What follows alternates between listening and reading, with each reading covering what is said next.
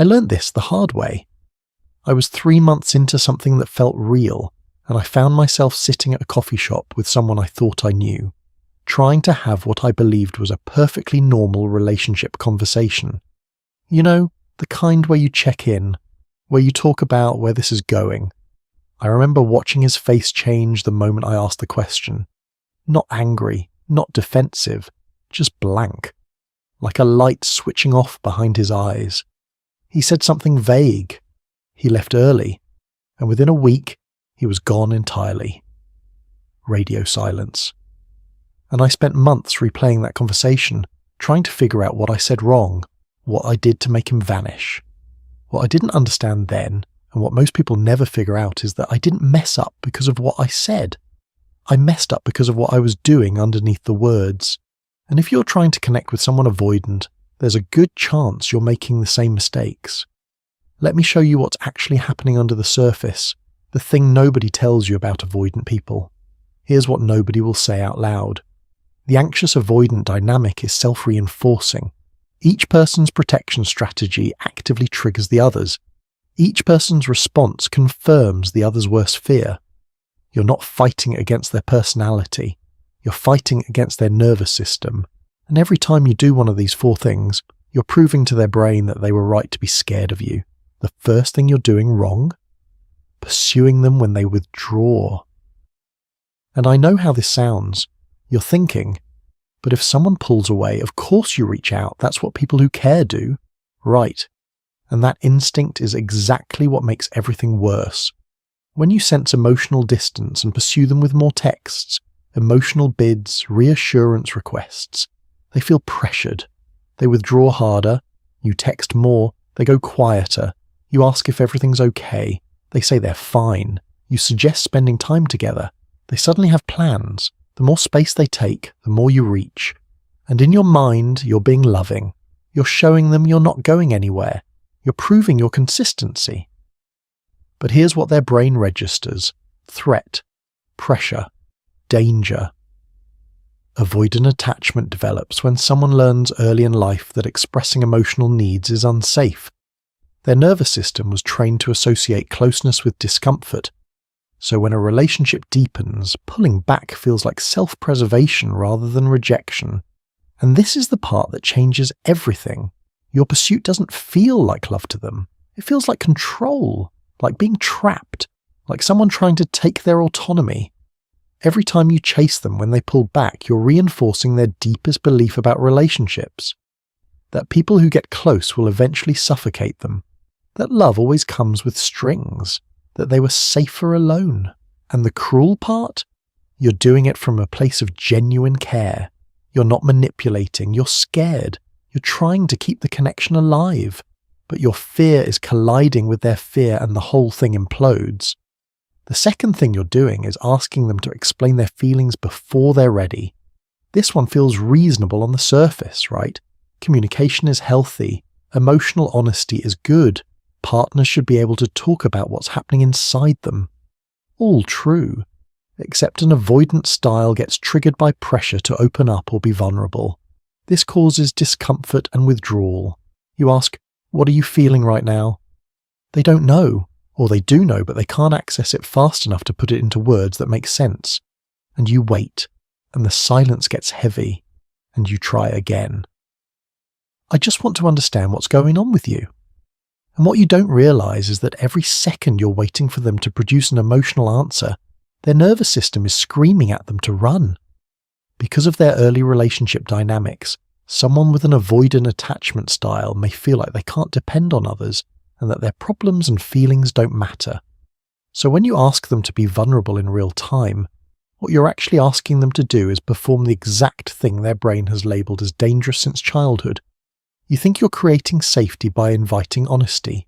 They experience it as an interrogation, as being put on the spot, as being forced to expose themselves when they don't have their defenses in place.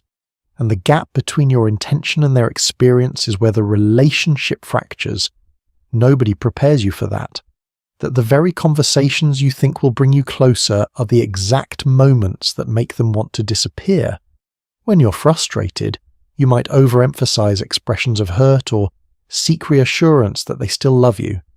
This kind of communication usually induces feelings of guilt, and this can be especially triggering for people with avoidant attachments. You're not wrong for wanting emotional transparency, and they're not wrong for needing time to process before they speak.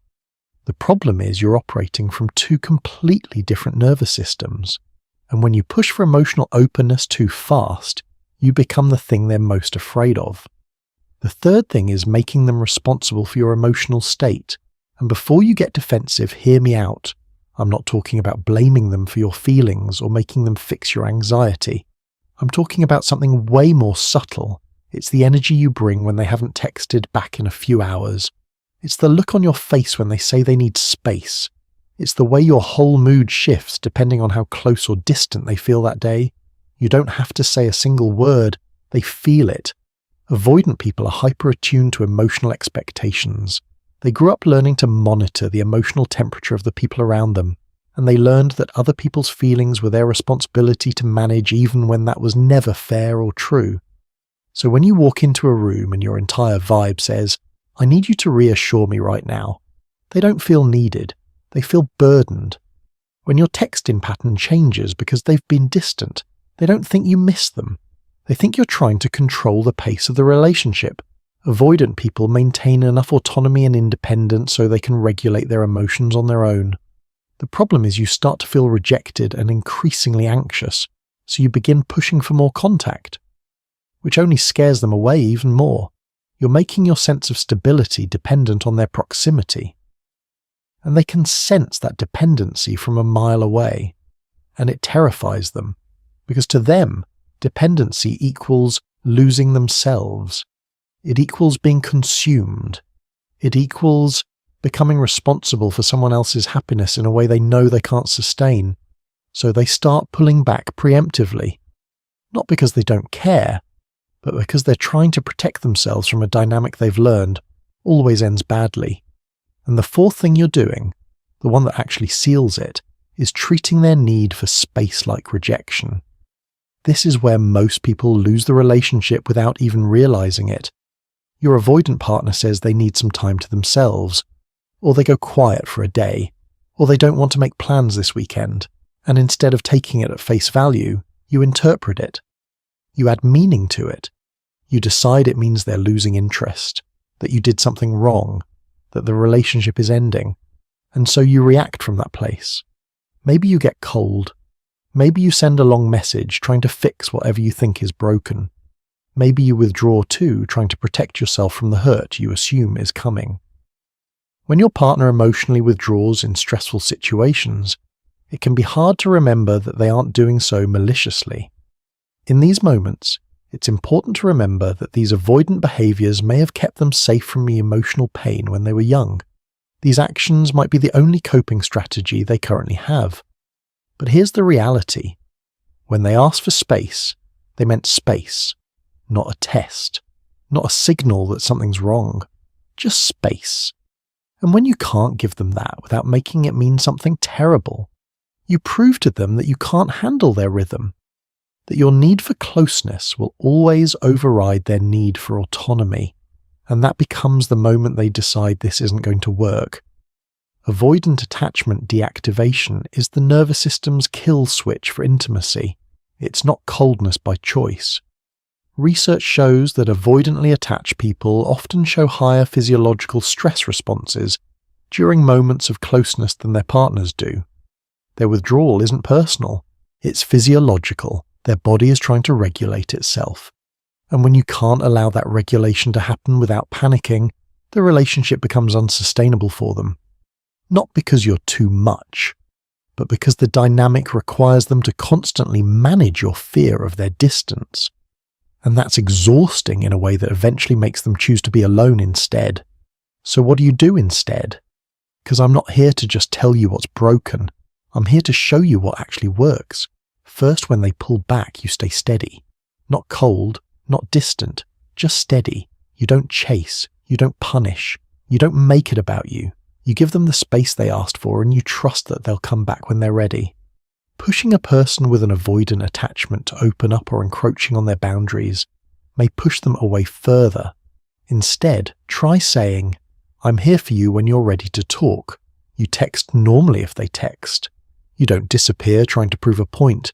You just exist in your own life without making their distance mean you're being abandoned. Second, you stop asking them to process emotions on your timeline. You create space for feelings without demanding immediate answers. You say things like, "No pressure, just let me know when you're ready," and then you actually mean it. You stop interpreting silence as rejection. You let them have their internal world without needing access to every corner of it in real time.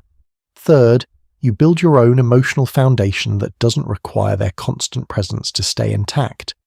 You get honest about the fact that if your whole sense of security is tied to how often they text or how close they feel on any given day, that's not about them, that's about you.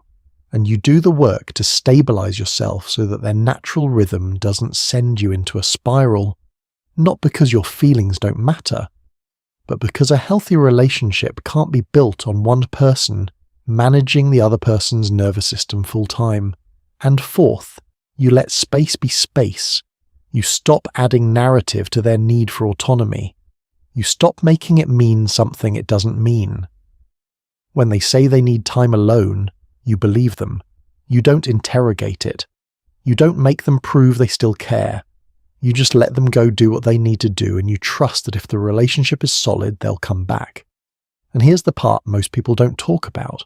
Sometimes they won't come back. Sometimes the space they take is the space they decide they need permanently. And that's information too. Painful information, but information. And it's better to know that early than to spend months or years trying to convince someone to stay close when their entire system is wired to move away. The behaviors of individuals with an avoidant attachment style are typically not done consciously. These strategies are ingrained coping mechanisms developed during childhood to protect themselves from emotional pain. Unless a person is aware of their attachment style, they don't engage in these actions knowingly. Instead, these behaviors are automatic responses to perceived threats. They're not choosing to hurt you. They're surviving the only way they know how. And once you understand this, you stop being confused. Stop romanticizing this. Here's what's really happening. You're in a relationship with someone whose brain learned that love is dangerous. And no amount of perfect behavior from you is going to override that wiring unless they choose to do the work to change it themselves.